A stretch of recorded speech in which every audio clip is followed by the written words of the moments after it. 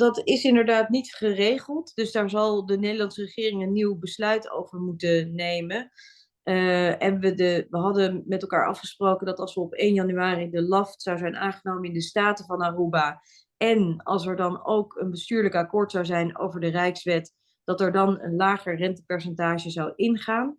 Nou, we hebben gelukkig die LAFT, maar dat andere stuk is er nog niet.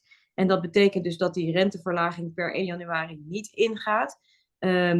Mocht die Rijkswet of het bestuurlijk commitment daarover later in de tijd komen, moet er dus ook door de Nederlandse regering weer opnieuw een besluit worden genomen over die renteverlaging. Ja, en daar kan ik natuurlijk niet op vooruitlopen wat de uitkomst daarvan zal zijn.